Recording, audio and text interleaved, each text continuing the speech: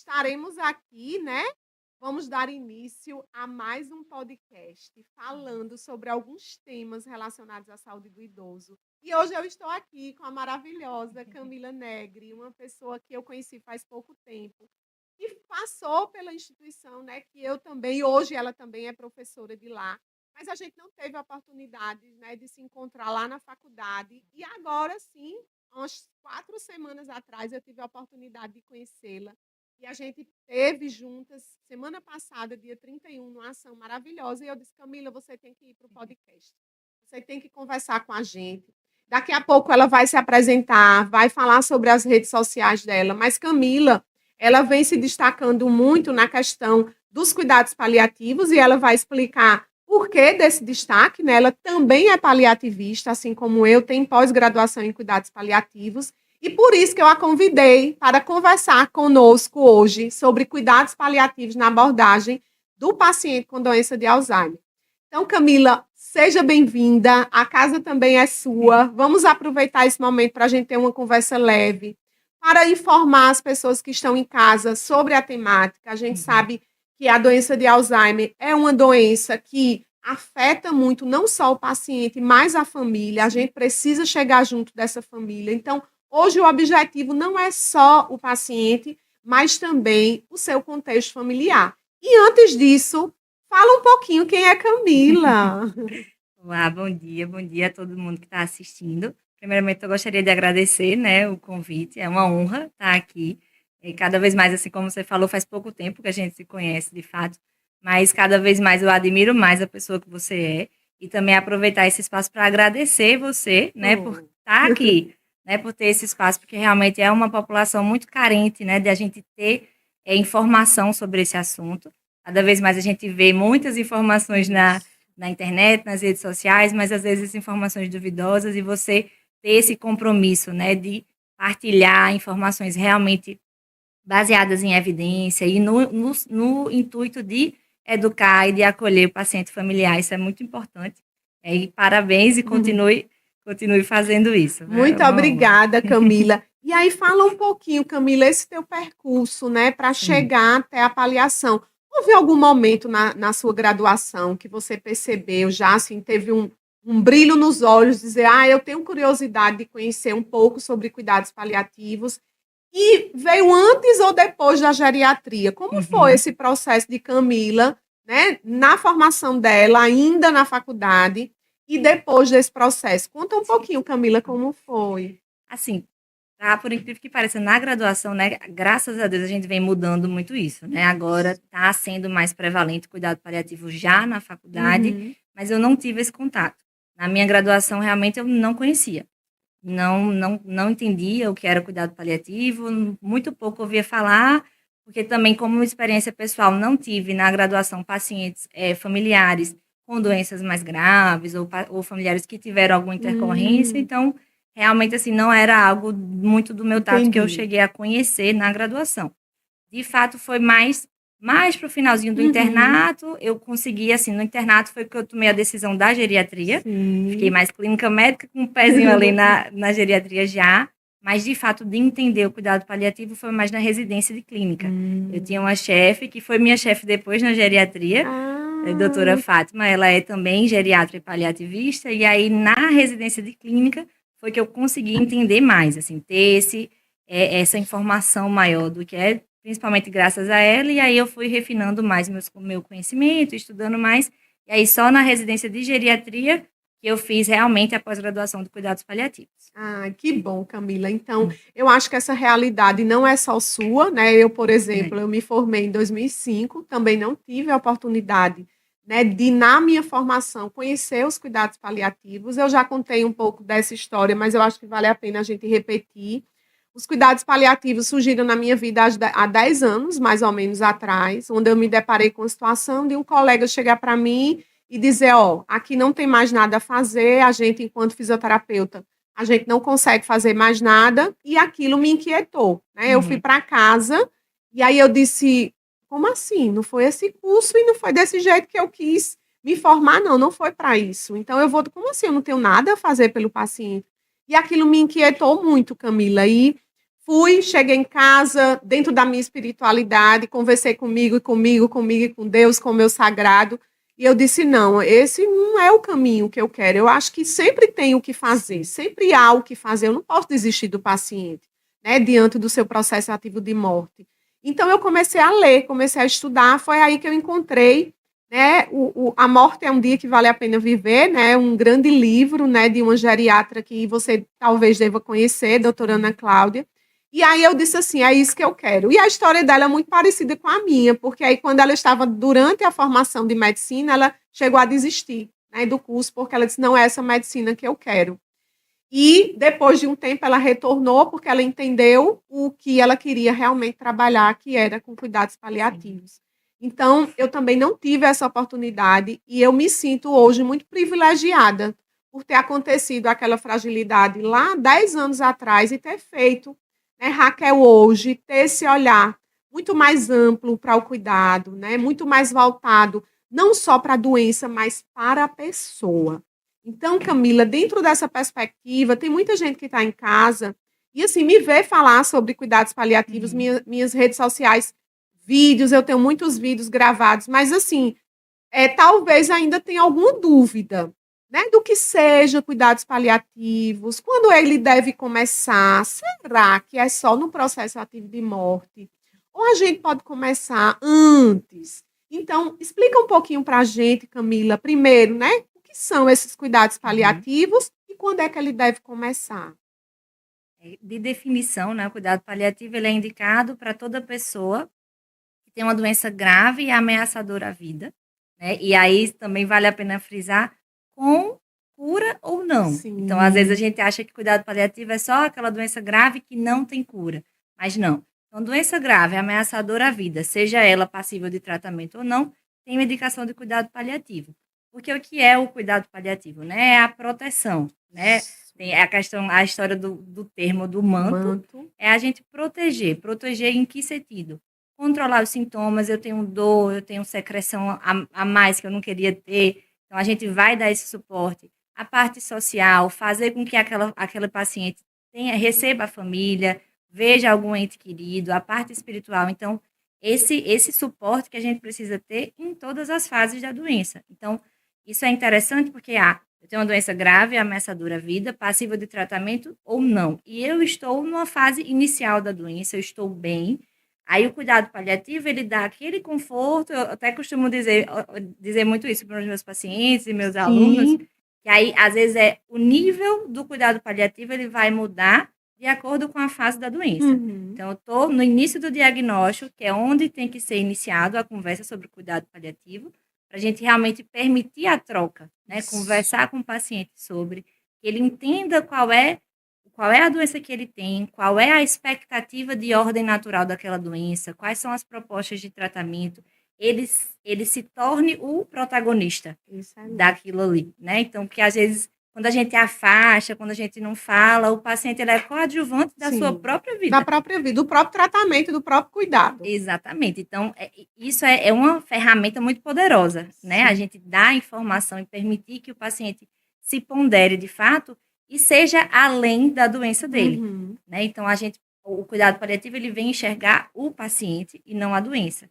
Então, todos esses aspectos, e a gente vai permitir e construir junto com o paciente, isso varia de doença para doença, né? Dentro da perspectiva natural daquela doença, o que é que vai fazer sentido, o que é que não vai, e a gente vai junto, desde o começo do diagnóstico até realmente o dia que chegar a hora da partida. E isso, o cuidado paliativo também vai mudar muito. Então, é algo dinâmico.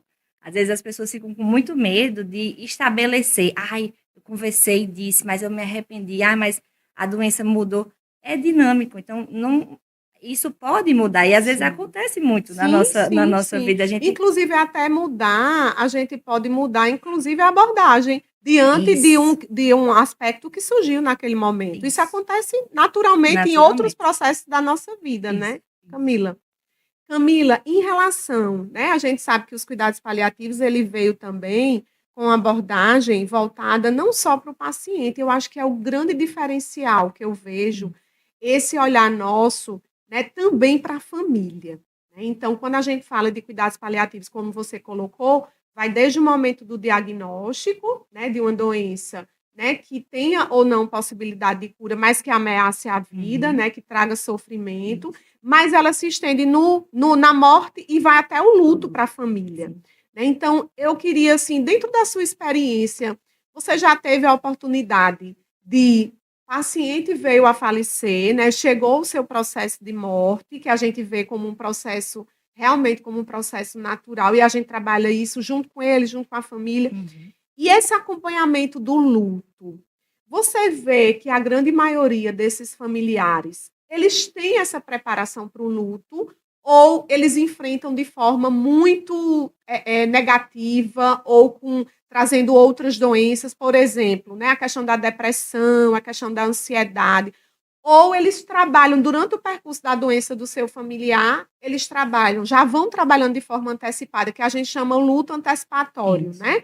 Como é na sua experiência? O que é que você tem observado em relação a isso, Camila? Assim, como geriatra, eu tenho uma certa vantagem nesse sentido, né, vantagem entre aspas, no Sim. sentido de que como a doença é progressiva de forma mais lenta, né, a maioria Uhum. das vezes doença de Alzheimer mesmo, as doenças neurodegenerativas, a gente consegue ter esse acolhimento ao familiar mais forte e o luto antecipatório realmente de forma mais eficaz. Principalmente quando ele está no hospital, a gente tem o apoio do pessoal da equipe da psicologia, do serviço social, então, nessas experiências, Uhum. costuma ser uma experiência mais positiva, no sentido de que a gente percebe o acolhimento, a gente às vezes, isso é um pouco raro, porque depende muito do vínculo Se que você estabelece, né. estabelece, mas já aconteceu, né, 15 dias, um mês depois tem um feedback de tá tudo bem, que tá tudo tranquilo, que como foi importante passar por aquilo, então, a gente tem esse retorno, mas que é um pouco diferente também a depender da doença que o paciente tem. Uhum. Quanto mais tempo a gente consegue, né, ter com o paciente entendendo, tá, com a família, desculpa. O paciente está ali dando sinais que está piorando devagarzinho, a gente está ajustando e a gente conseguir promover o controle do sintoma. Então, apesar de entender que a doença está progredindo, mas que o ente querido está bem, Bem. está com o sintoma controlado, está em paz, isso é muito mais tranquilo, E aí né? eu lembrei nessa sua fala, né, que quem cuida precisa ser cuidado. E assim, Isso. como o meu foco realmente é atendimento domiciliar, eu vejo o quanto, quando o cuidador, que geralmente é um dos familiares, não Uhum. está bem, interfere Demais. completamente no plano de cuidado, né, do paciente. Sim. Então, eu costumo dizer assim, quando eu chego no ambiente familiar para avaliar um paciente, eu digo assim, eu tenho aquele olhar, né, 360 graus, porque eu olho tudo, eu avalio tudo, né, eu observo como é o comportamento do cuidador, como é o aspecto até facial mesmo, as Uhum. expressões, a postura, né, desse cuidador, desse familiar, desse paciente.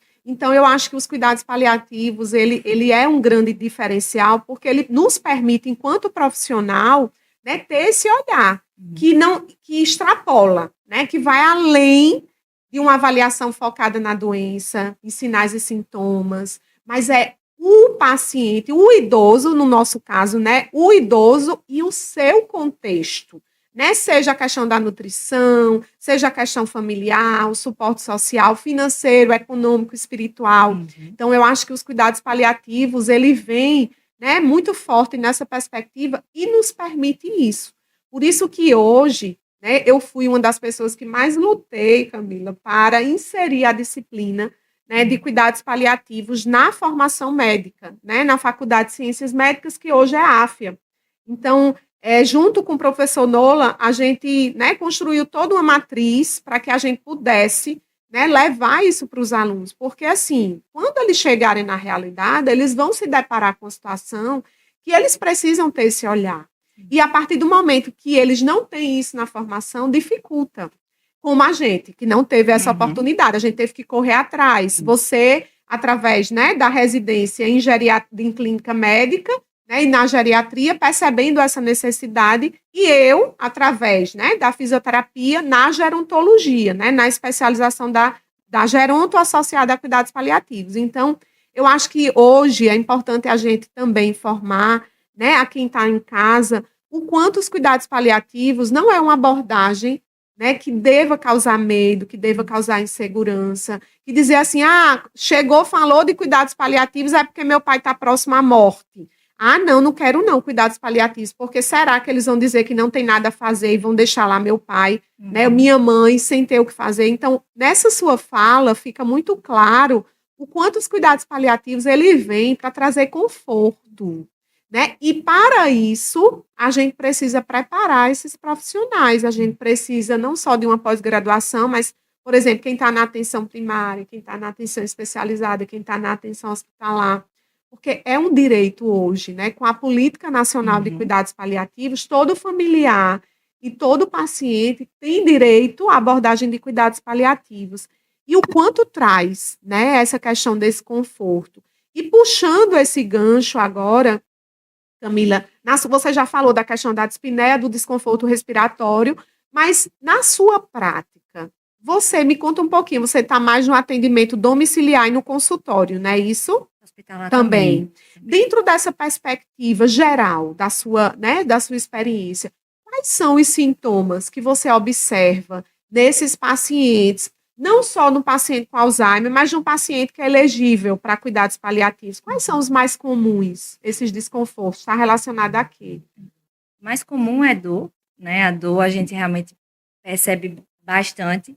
E aí, quando a gente fala de dor e da importância, até pegando o gancho da sua fala, da educação do familiar, a gente encarar a dor como uma dor total, né? Não existe, assim, a dor física. Às vezes a gente tá lá, o profissional que não tem esse olhar, bota um remédio, bota outro, bota outro, bota outro, e a dor continua do mesmo jeito, porque a gente tá só olhando um aspecto daquela Físico, dor, né? só o aspecto físico. Então, aí a gente vai, entende, escuta 10 minutinhos, 10 minutos de É o escuta é o suficiente, né, suficiente. Camila? Você escuta, você traz. Não, tem uma pessoa, a neta, que queria ver. A neta vem, essa dor vai para zero.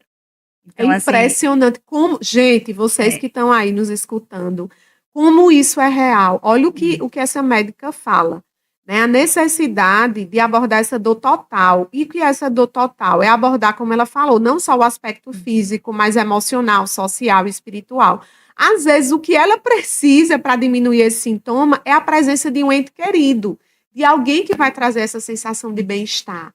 Olha o que a doutora Camila fala. E anote aí, gente, se você está diante, né, de uma situação dessa, com um familiar, seja hospitalizado, seja em casa, escuta mais esse familiar, vê se essa dor realmente ela é uma dor fisiológica física ou ele está passando por um outro sofrimento. Será que ele está com medo da morte? Será que ele está com medo, né, de morrer e deixar os familiares que dependem financeiramente dele desprovidos?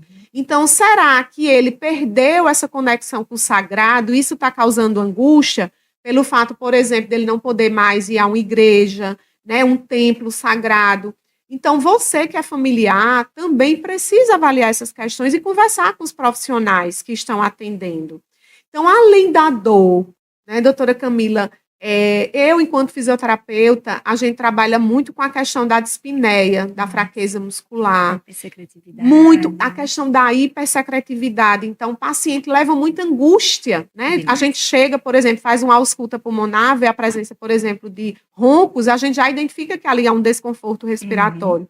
Então, a gente faz de tudo, né, na fisioterapia para a gente promover esse conforto, né? Retirando essa secreção e aliviando, né, toda essa dificuldade.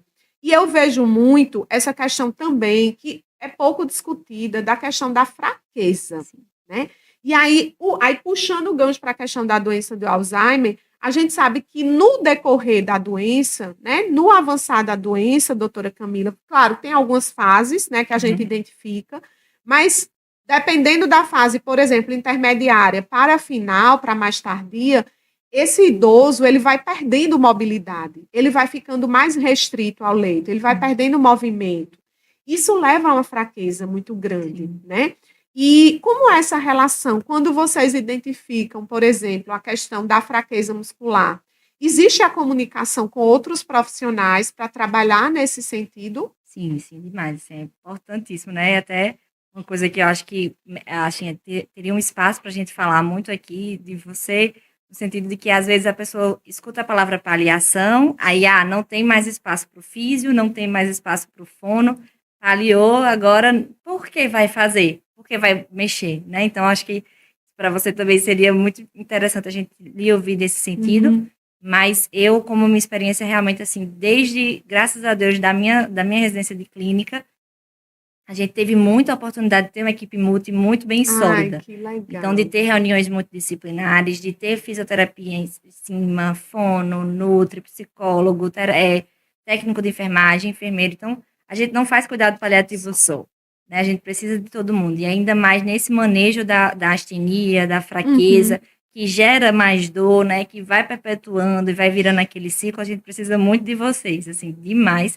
E aí a troca, né? De você, fiz um atendimento, percebi isso, acho que seria bom ajustar tal medicamento aqui, está atrapalhando nisso. Aí, não, Raquel, o físico que está lá, estou percebendo isso, será que a gente não consegue intensificar, fazer? Então, essa troca é importantíssima e, graças a Deus, assim, eu tenho conseguido, muitos profissionais parceiros que a gente consegue, tanto a nível domiciliar, quanto a nível hospitalar. E aí você chegando também mais uma para a gente fazer essa parceria que precisa, né? E estamos carentes disso. Ainda a gente tem, graças a Deus, mas precisa cada vez mais, né? E ter essa troca, que é importantíssima. E assim, eu posso, né, falar um pouco mais sobre isso, porque a gente vê, por exemplo, a maioria dos meus pacientes tem doença de Alzheimer e doença de Parkinson, que são doenças que a gente sabe que tem uma progressão, né? Infelizmente, não existe a possibilidade de cura ainda, né? Eu sei que diante de todo o avanço, mas é ainda uma doença progressiva, neurodegenerativa, e a gente vê o quanto é importante esse estímulo à funcionalidade, né? Então, ter, por exemplo, na equipe, uma equipe firme, né? Uma equipe que trabalha realmente numa perspectiva de um cuidado integral, o físio fazendo sua parte, o nutricionista fazendo sua parte, a gente consegue ganhar muita função. Então, não é porque o paciente tem Alzheimer, não é porque chegou os cuidados paliativos para proteger, para aliviar, né, aqueles sintomas, que ele vai ficar parado, não. Não necessariamente, claro, dependendo do estado do paciente, vai ter momentos que a gente vai deixar algumas condutas de lado, principalmente o estímulo à marcha. Por exemplo, recentemente eu peguei uma paciente com um câncer avançado, ósseo, metástase óssea, e o interessante para ela não era mais trabalhar a marcha. Então, a gente trabalhou a funcionalidade de outras formas, ela deitadinha mesmo na cama. Então, a marcha, em algumas situações, não vai ser a melhor forma para manter a função. Pelo contrário, possa ser que ela gere dor. Mas em outras situações, é importante a gente estimular padrão de marcha, né? O quanto o mais funcional, né, ela conseguir, isso vai ser muito interessante. Então, como você falou, a questão da dor, né, é essencial. E aí eu falo, né, a gente trabalha muito com recursos analgésicos. Então, os opioides, a prescrição de opioides, associado, por exemplo, à corrente TENS, que é uma corrente que a gente usa muito para promover a analgesia, que tem uma alongação de um resultado muito bom em relação ao idoso, ela pode durar 4, 6, 8 horas. Então, por isso que é interessante, né, que a família veja isso também como um lado, né, positivo da fisioterapia. A gente pode estar associando não só recursos eletrotérmicos, fotos, mas também o próprio movimento, como você falou. O próprio movimento, ele pode aliviar, né, algumas dores. Então, a gente tem alguns recursos que a gente pode trazer benefício para aquele paciente e deixá-lo mais funcional. O nosso grande objetivo é o bem-estar, né? É chegar e dizer assim, hoje ele está melhor, hoje ele está sorridente, hoje ele quer se levantar, hoje ele conversou mais comigo, né? A gente tem que ter, quem trabalha com idoso, a gente tem uma escuta muito potente, e é uma ferramenta potente nossa, da geriatria e da gerontologia. Então, a gente precisa entender o que para a dona Maria, naquele dia, naquele atendimento, é mais importante. O que é que vai fazer diferença para ela? Será que é eu tirar uma secreção, retirar através de manobras específicas da fisioterapia respiratória, ou escutá-la, ou manejar um sofrimento, muitas vezes, que não é físico? E aí, só relatando rapidinho uma história de uma paciente que me marcou muito, Camila. Eram 3 irmãs, 3 idosas, com doença de Alzheimer, as 3, e que residiam em instituição de longa permanência. E todas as vezes que a gente chegava lá, uma delas dizia que a dor estava andando. Uma dor era no joelho, um dia era no joelho, no ombro, na barriga, na perna. E um certo dia, ela chegou para mim e disse assim: olhe, doutora Raquel, hoje minha dor não está em lugar nenhum e eu nem sei onde é que ela está. Eu disse: como assim, dona fulana? E essa dor? E ela ontem não estava, né, em tal lugar, que eu nem lembro qual foi o último relato dela. Aí ela disse: ah, mas a dor agora mudou. Eu não, nem sei, nem consigo identificar onde ela está. Eu disse: mas se eu pedir para a senhora tocar onde essa dor ela está hoje? Aí ela pegou a mão, né, e colocou no peito. E aí eu disse: essa dor é como se fosse uma angústia. E aí, naquele momento, a gente descobriu que a dor dela não era mais naquele momento física. Era uma dor emocional. Era uma dor do vazio, do medo da morte, porque foi pós-pandemia e houveram algumas mortes de colegas. Então, isso mexeu muito com o emocional delas, né? Dessas idosas. Então, é só para dizer que, às vezes, uma dor, né, ela vai além do aspecto físico. E a gente, fisioterapeuta, nutricionista, psicólogo, tem que ficar atento a essas dores para que a gente possa fazer os encaminhamentos corretos. E aí você trouxe um aspecto super importante. A gente não faz cuidado paliativo sozinho. Isso está desde o conceito, né? A Academia Nacional de Cuidados Paliativos trabalha isso de forma, né, vários capítulos dentro do manual para falar como essa equipe é importante. E aí você traz a questão do médico, do enfermeiro, do técnico de enfermagem, do fisioterapeuta, nutricionista, psicólogo, assistente social, né, TO, mas tem também o orientador espiritual. Sim. Camila, como é que você vê essa questão da abordagem, né, da espiritualidade no idoso com Alzheimer em relação aos cuidados paliativos? Você tem alguma experiência que você identificou assim, aquela família utilizou da espiritualidade deles para manejar algum sofrimento? Tem algo positivo que você poderia relatar para a gente? Sim, demais. Assim, a gente entender até isso um pouco mais de pacientes, de fato, numa fase mais final, o uso do louvor. Um paciente que já tinha, às vezes os pacientes, como a gente, né, tem uma historinha mais antiga, então às vezes, muitas vezes o cuidador é do comecinho, e aí ia a paciente e o cuidador para o culto, para a igreja, e aí criou aquele vínculo, sempre tem um louvor específico que eles usam, às vezes já numa determinada hora, e teve uma paciente no hospital que eu trabalho, que realmente foi nesse sentido. Toda vez que eu entrava num determinado horário, era sempre o mesmo louvor, e a cuidadora trazia muito isso. Ela estava muito agitada antes, aí eu mudei ela de posição, coloquei o louvor, botou uma coisa que é muito importante pra gente, né? O seu toque. Sim, fez uma massagenzinha. Pronto, não precisou de nenhuma medicação, não precisou de nenhuma intervenção, assim, farmacológica. A paciente ficou tranquilinha, prestando atenção no louvor, com os sintomas bem resolvidos e controlados. E, às vezes, também teve já na partidazinha, quando colocam também essa parte a música que traz, né? A gente vê muito isso também, mesmo em pacientes demenciados, já no estado final, como eles conseguem reter a memória da música, né? Então, isso a gente é interessante usar em todas as fases. Claro que vão ter estímulos diferentes e ganhos diferentes, né?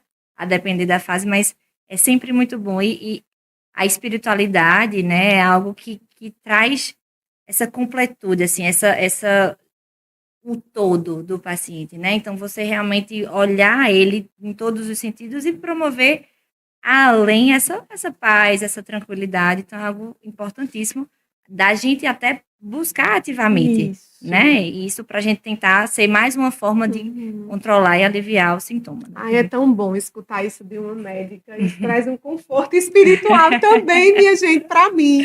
Né? O meu mestrado é em espiritualidade e saúde, né? Eu trabalho dentro dessa perspectiva já há alguns anos. E por experiência própria, né, eu posso relatar também quantos momentos a gente tem, não só, né, de conexão, né, de completude, como você falou, de integração dele com aquilo que ele acredita, mas também no sentido funcional, através de um louvor.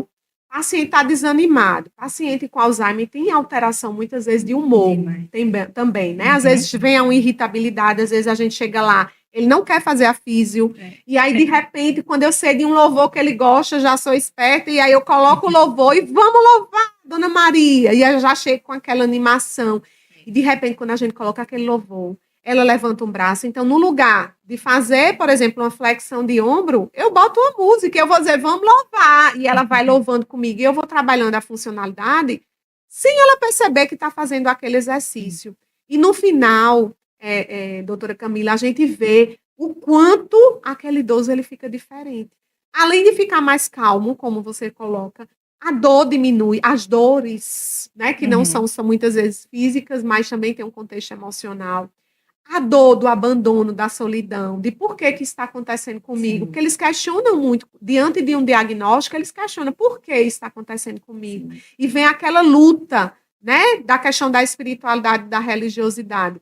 Então, a musicoterapia atrelada à espiritualidade, hoje eu vejo como uma ferramenta potente de processo de cuidado nesse paciente com Alzheimer em cuidados paliativos. Então, quando eu escuto isso, né, de uma médica, e hoje a gente já tem isso baseado em evidência, tudo que, como você falou, tudo que a gente trabalha, né, não só eu tenho um projeto, eu coordeno um projeto de cuidados paliativos, e uma das aulas, um dos encontros, das oficinas que a gente trabalha com os alunos lá, de medicina, é a musicoterapia, trabalhada através da espiritualidade.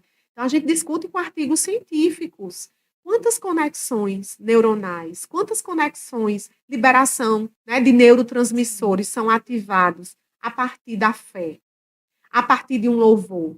Então, isso é ciência também. A gente está falando aqui, pessoal, você que está em casa, independente de religiosidade, a gente está falando de espiritualidade atrelada à ciência.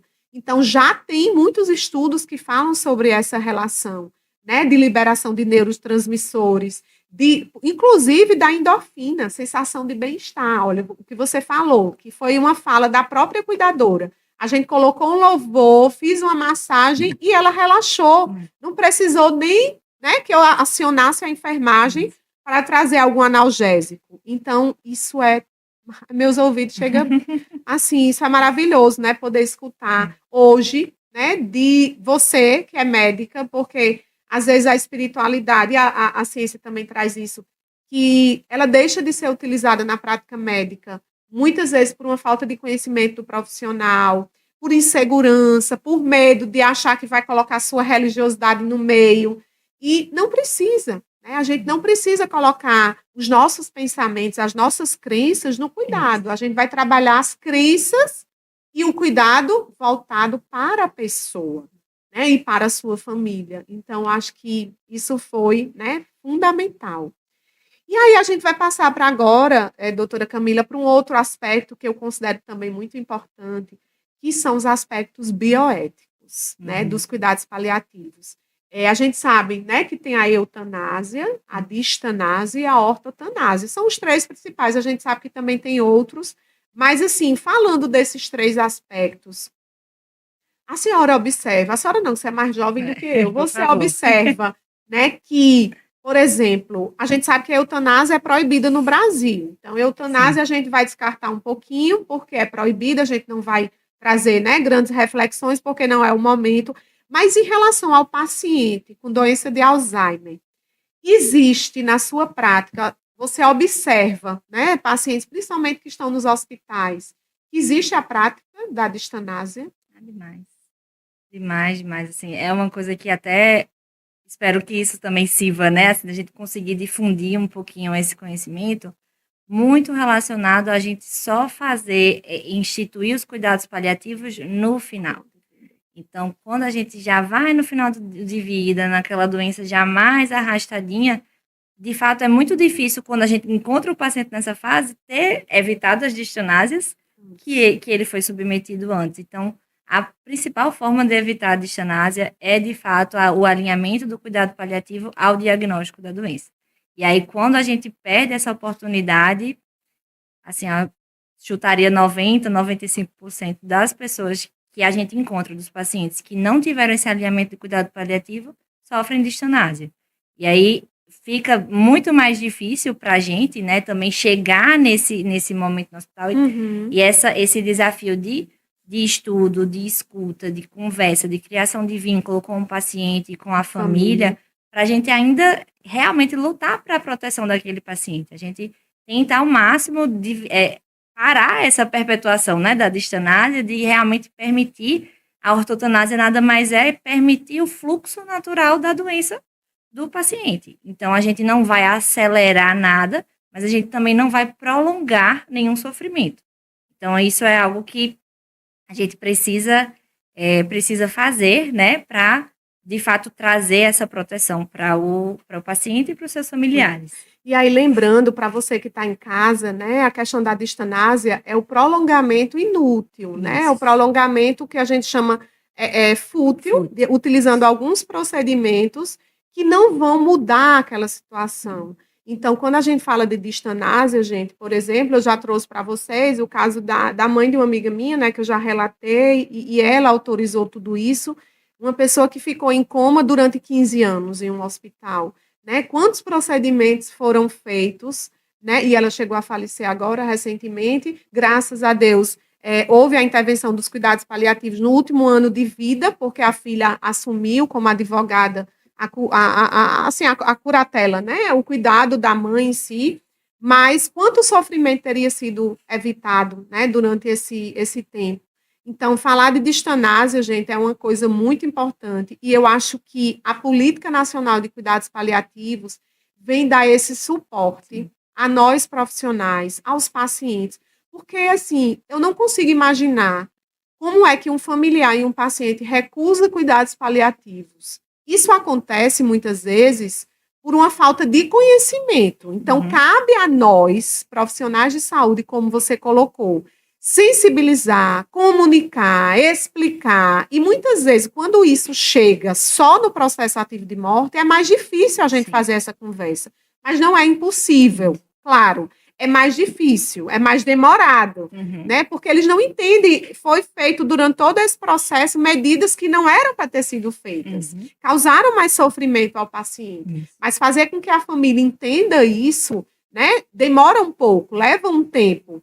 E aí, com a política, a minha esperança é que esse paciente, a partir do diagnóstico, ele venha da atenção primária, né, com os profissionais da atenção primária, já trabalhando nessa perspectiva, com os profissionais das especialidades, já trabalhando nessa perspectiva, para quando chegar no processo ativo de morte, que geralmente é manejado nos hospitais, geralmente, viu, pessoal, porque a gente também tem processo ativo de morte, manejo de processo ativo de morte no domicílio, nas instituições de longa permanência, que é o meu foco, né? Como eu trabalho, a gente maneja muito isso lá, né? O paciente não chega nem a ir para o hospital, então a gente consegue fazer tudo isso direitinho lá dentro da instituição de longa permanência.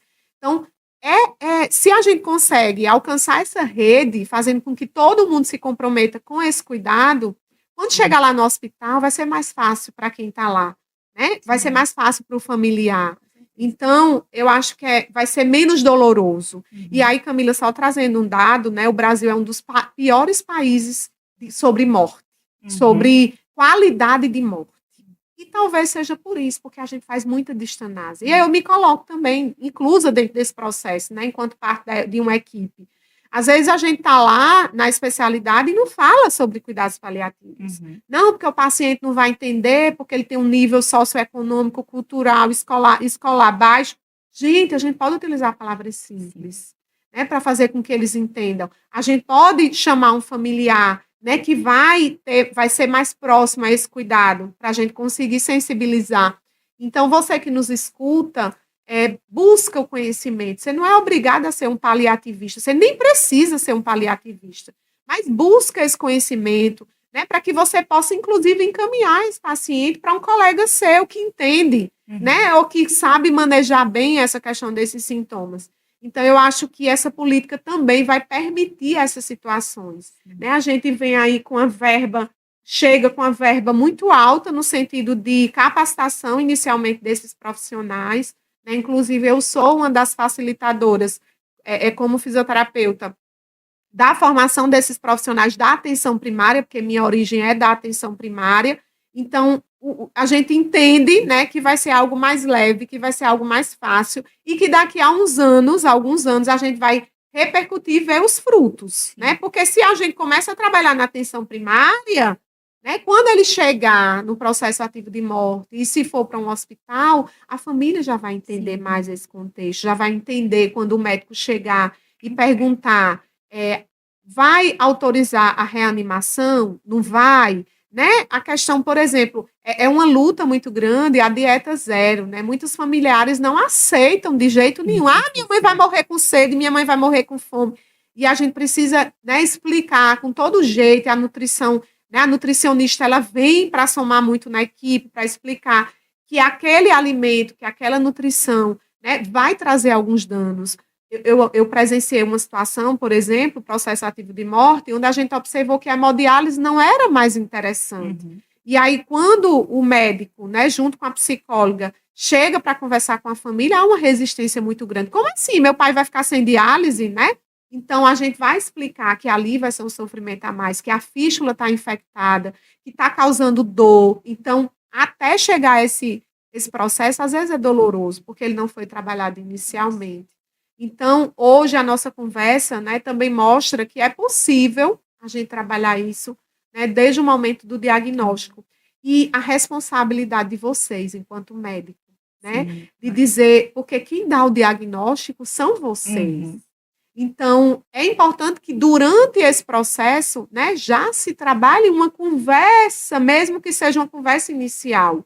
E você que está em casa, que é médico, né, seja clínico, seja dentro de alguma especialidade, procura ler mais sobre, né, procura ver o que é que você pode fazer aí onde você está, seja na atenção primária, seja no ambulatório, né, seja na enfermaria, seja numa UTI, numa urgência, numa emergência, qualquer espaço, né, de saúde, o que você pode fazer diante desse contexto.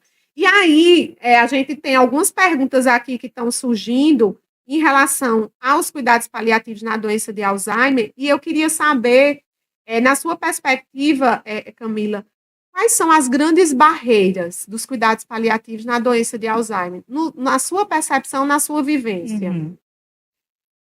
Assim, um pouquinho mais do que a gente falou desse entendimento, assim, acredito que o diagnóstico começa, a barreira acho que já começa no diagnóstico, né? Assim, tem vários pontos de barreira, mas a depender de quando a gente faz esse diagnóstico, até para o próprio paciente, né? Essa aceitação do diagnóstico, já começa a barreira inicial, tanto para o familiar quanto para o paciente, no sentido de, às vezes, no diagnóstico é onde surgem os questionamentos que a gente trouxe da espiritualidade. É uma paciente que passou a vida inteira com medo do alemão, né? Que elas costumam Isso. dizer, ai, não quero alemão. E aí desenvolve o alemão. E isso gera muita raiva, isso gera muito medo, isso gera muita tristeza. E aí começa daí porque é o momento também que quando a gente tem esse tipo de reação, afasta. E aí se afasta de profissionais que podem ajudar, se afasta do geriatra, do físio, da equipe multi, e começa a ter uma barreira aí.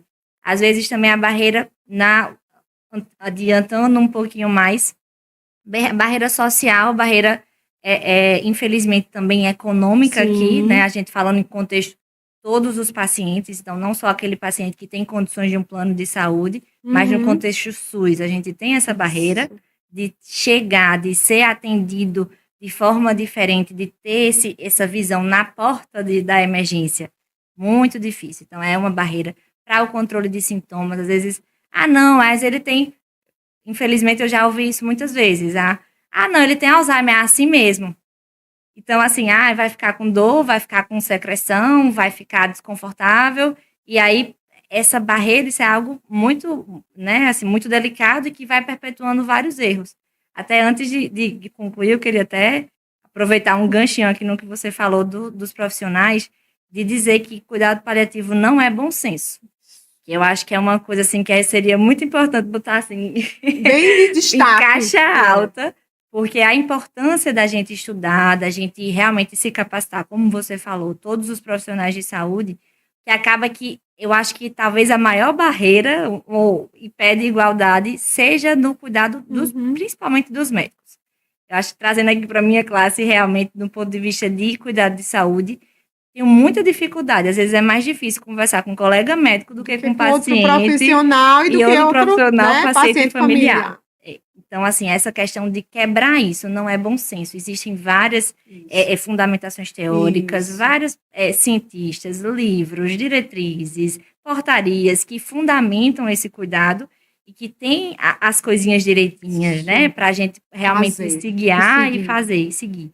Então, isso eu acho que é importantíssimo. E aí, a informação, a educação é uma principal forma da gente ir quebrando essas barreiras. E segunda forma, a comunicação. Acho que a gente ter o conhecimento, estudar, se aprofundar naquilo e saber passar. Então, a gente tendo esses dois, a gente consegue diminuir aí todas essas barreiras e também tendo um apoiozinho das equipes políticas realmente para a gente ir permitindo, de fato, esse acesso da população a gente, né? Que isso é algo também que precisa melhorar, que somos poucos, mas também facilitar a chegada, né, até nós. E aí, mesmo diante dessas barreiras todas, né, que você enfrenta enquanto médica, você citou várias, e o que é que te faz seguir e continuar com os cuidados paliativos? Acho que, inicialmente, o propósito, né, assim, acho que a gente, algo que muda muito durante o dia, apesar dessas dificuldades do desafio, o brilhinho no olhar, o retorno de um sorriso, de um olhar, de uma respiração tranquila, acho que isso é assim, não tem nada mais gratificante do que isso. A gente receber um toque de uma família, a gente entender que ali está um momento muito sofrido, não deixa de ser, né, acho que é outra coisa também importante para falar, não vai deixar de doer, não vai deixar de ser triste. A gente não pode romantizar, né? Isso. A morte é algo doloroso, que vai doer, mas a gente pode manejar isso, a gente pode minimizar isso, e estar junto, que eu acho que é o principal. Né? A ressignificar, né? E aí eu acho que é isso, assim, a recompensa de fato, de ter isso no nosso dia a dia, acho que é da forma mais abstrata mesmo, não vejo nada tão objetivo, mas é mais no toque, no sorriso, e isso eu acho que faz com que a gente entenda que eu estou no lugar certo, e é isso mesmo, apesar dos desafios, é o que eu quero sentir, é esse sentimento de coração quentinho, quando a gente, né, termina o dia, eu quero perpetuar e, se Deus quiser, permitir que mais pessoas tragam também, né, essa linha. Interessante que você fala, Camila, porque eu tenho certeza que é a mesma sensação, né? Quando eu recebo, por exemplo, um feedback de dizer assim, doutora Raquel, muito obrigada. Quando você saiu daqui de casa, por exemplo, minha mãe conseguiu dormir melhor. Isso. Você trouxe paz, você trouxe alívio. Inclusive, uma situação que me marcou muito foi de uma filha que, assim, não aceitava o diagnóstico, né, do Alzheimer da mãe. E quando eu cheguei lá, eu fui fazer uma avaliação. Na verdade, eu me voltei muito mais para a filha quando eu vi que ela estava precisando muito mais desse cuidado do que para a própria mãe. Porque eu disse assim, se eu não olhar para ela, se eu não cuidar dela, ela não vai ter condição de cuidar da minha paciente. Então, a gente passou quase 1 hora conversando. E aí eu fui, mesmo sem ela perceber, eu fui avaliando ela. E no final eu disse, né, para ela, hoje eu não vou atender sua mãe. Hoje eu lhe atendi. Ela disse, como assim você me atendeu, né? Aí ela disse, então quer dizer que até agora você estava me avaliando? Eu disse, até agora eu estava te avaliando. E eu percebi isso. Eu posso fazer um relatório para você, posso te mostrar isso de forma mais clara. E aí, quando eu cheguei em casa, né, fui fazer todo o planejamento dela, de cuidado dela, e ela percebeu, ela disse, eu não tinha percebido que eu precisava de terapia. Eu não percebi que eu não aceitava a doença da minha mãe. Eu não percebi que eu não estava dormindo bem. Eu não percebi que eu deixei de fazer atividade física porque eu disse, não, agora eu tenho que cuidar da minha mãe, eu não vou ter tempo mais. Então, foi um processo que eu disse assim, esse aqui é o caminho certo, é isso mesmo que eu tenho que fazer. Eu sei que eu amo a docência ela faz parte também da minha vida, mas a gente sentir essa missão, né, de dever cumprido, meu Deus, eu ajudei uma coisa, né, que a gente acha que é simples, mas que transforma, de alguma forma, modificou, inclusive, o cuidado da minha paciente, porque eu fui lá para cuidar da mãe dela, mas a partir do momento que eu cuidei dela, da filha, o processo mudou todo para a mãe. A mãe ficou mais feliz porque viu a filha feliz, né? E a gente foi dividindo as responsabilidades. Às vezes você que está em casa é sozinha para cuidar da mãe. E será que é desse jeito mesmo? Será que não tem como manejar, possibilitar esse cuidado, dividindo as responsabilidades entre os filhos, entre os netos, né? Com a cuidadora, com o day use. Inclusive, a gente colocou essa paciente 2 dias em day use, numa instituição privada de longa permanência, para que ela recebesse estímulos de fisioterapeutas, de TO, né, de nutricionista, de educador físico. Então, muda muita coisa. Então, eu também vejo dessa forma, né, essa questão de dizer assim, é difícil, é muito desafiador, concordo que a minha maior dificuldade também, Camila, é com a equipe médica. Quando eu sei, por exemplo, que aquela equipe, hoje eu não estou mais atuando, né, no serviço hospitalar, mas estive até esse mês passado, e quando a gente ia conversar, né, eram muitas barreiras. Mas de saber, de olhar para o paciente e dizer assim, eu fiz alguma coisa, né?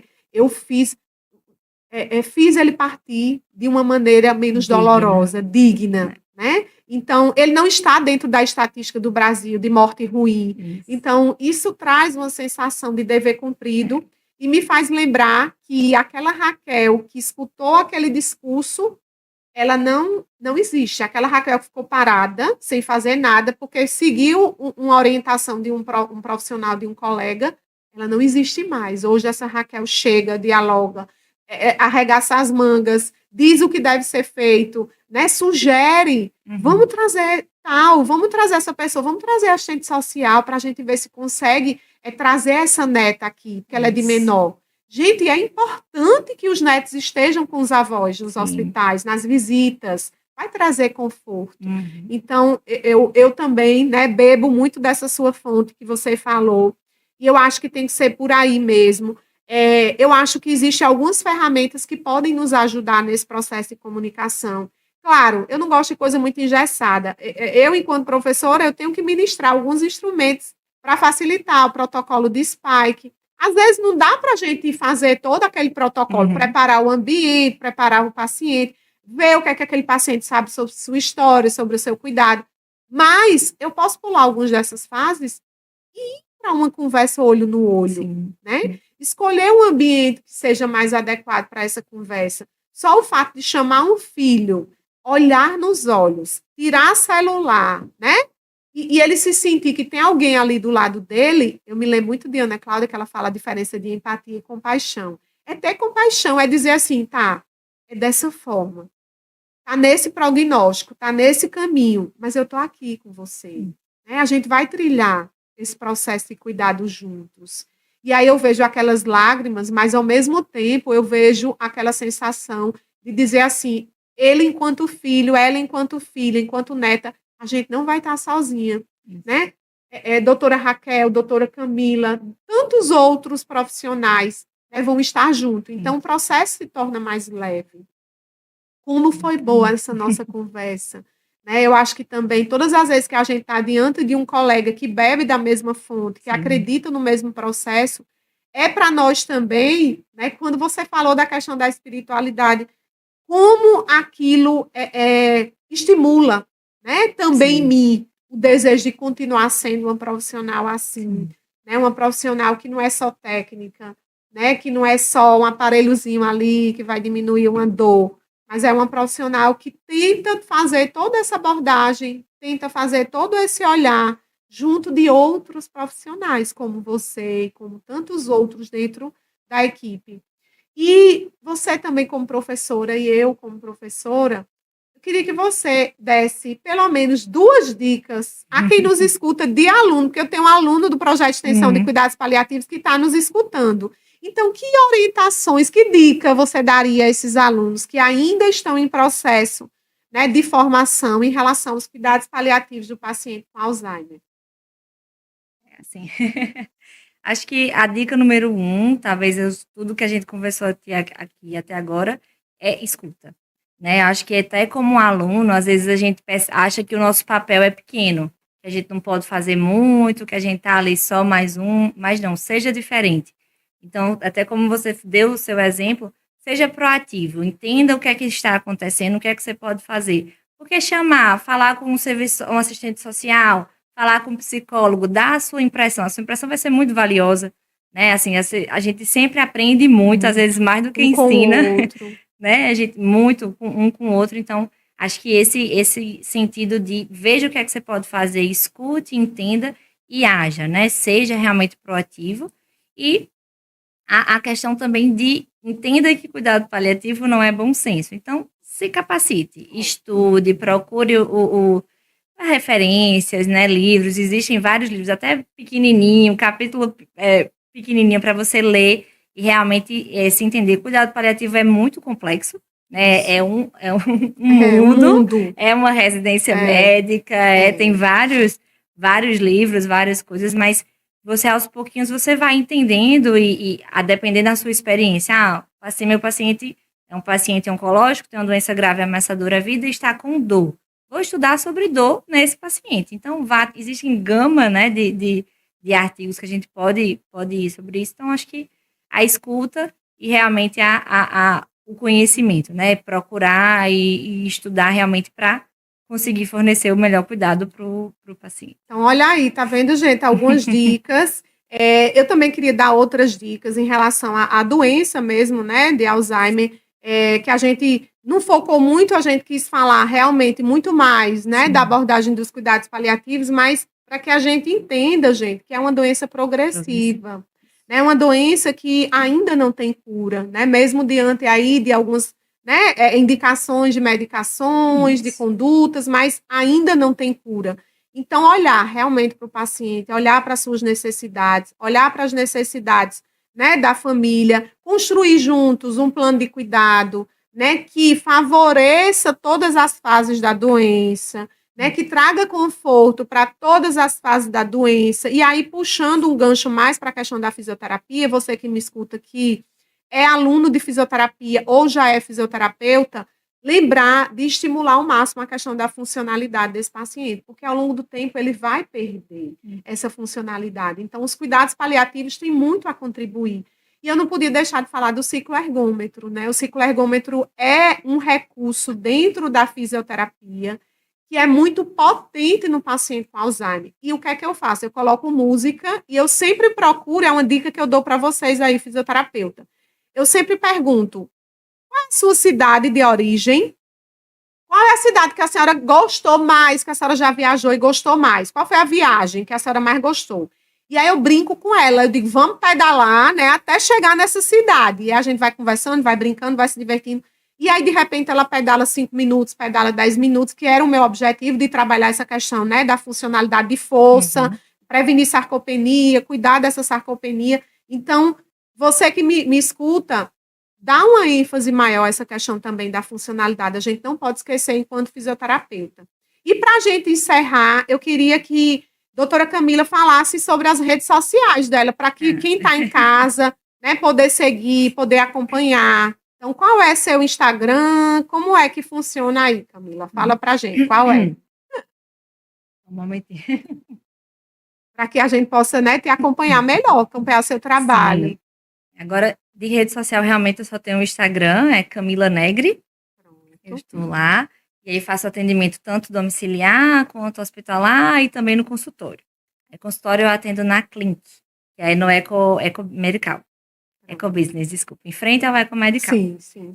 Mas por enquanto eu estou mais na rede social, no Instagram, mas estou sempre trazendo também novidades, publicando alguns vídeos, e aí estou aberta também até dúvidas, se quiserem mandar mensagem no direct, qualquer coisa. E lá tem lá. O contato também do telefone, pronto. Tá, então você tá lá na bio, gente, só entrar no Instagram, né, Camila Negri, vocês vão encontrar, né, vão poder, quem está em casa, né, tirar algumas dúvidas também.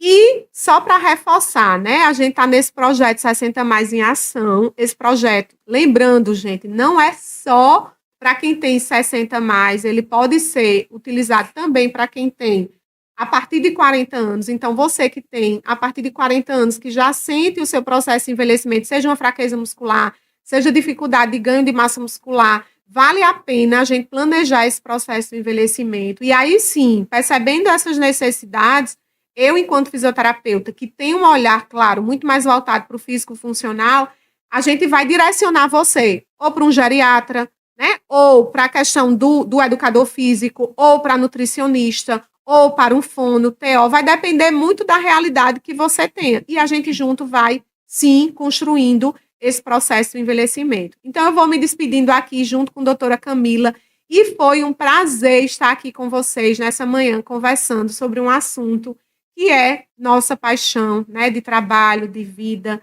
Então, aproveita e nos segue aí nas redes sociais. Rachel, né, Físio 60 mais. Um beijo, até logo. A gente tem